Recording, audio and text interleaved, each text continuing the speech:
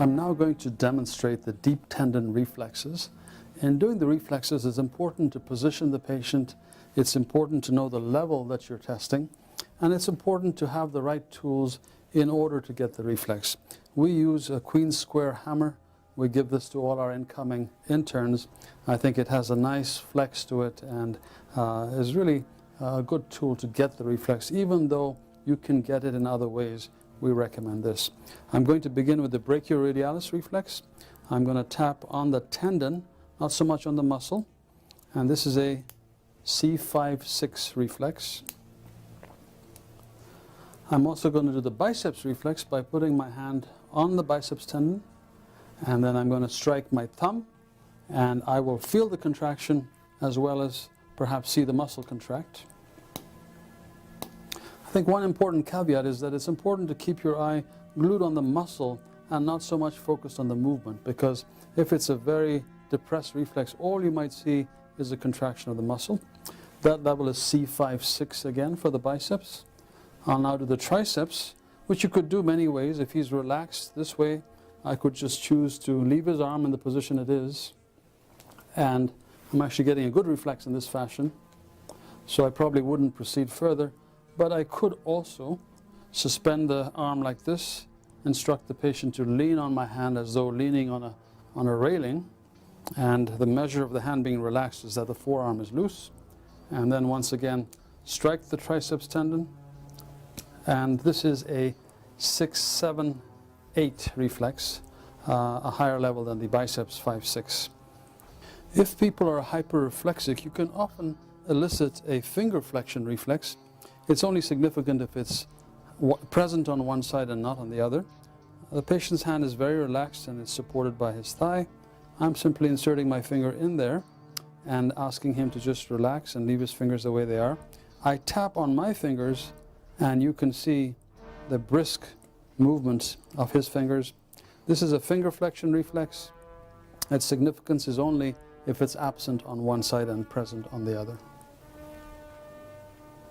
We're going to do the brachioradialis reflex. It's important to tap on the tendon and not the muscle, and to look at the muscle for contraction rather than looking for the movement. So even though there's a nice brisk movement, you see the muscle contracting as well. I'm then going to do the biceps reflex. I put my hand on the biceps tendon and I tap on my thumb, keep my eyes glued on the muscle. Both these reflexes, the tricep, the biceps and the brachioradialis, are C5-6. In the same position, I can also do the triceps reflex as the patient is nicely relaxed. I'm going to strike over the triceps tendon and look for the contraction of the triceps muscle. And I see a contraction. You might or might not see a movement of the arm. The ankle reflex in a patient who's seated like this can be a little tricky, and if it's not a very brisk reflex, you might conclude that it's not there. I would make sure that the foot is loose, put a little bit of tension on the muscle, but not too much, and then strike over the Achilles tendon, and I can both see a contraction and see the resultant movement. This is S1 level. This is a great example of how this hammer gives you a great advantage over a little Taylor hammer. I'm now going to move up to the knee reflex, and again with the patient sitting like this and very relaxed, it's quite easy to hit the patellar tendon and notice a nice brisk contraction of the quadriceps muscle. Again, be sure to expose the muscle you're looking at. Keep your eyes glued on the muscle. Don't worry about the movement, especially the vastus medialis, which is the last thing to go when you lose the knee reflex. The ankle reflex in a bedridden patient is a little more tricky, and there's a couple ways you can do it, but it's easy to conclude that the reflex is not there when it actually is and your technique impeded you from getting it. One way to do it is to simply make a bar with your two fingers across the metatarsal heads and cock the foot up just a tad.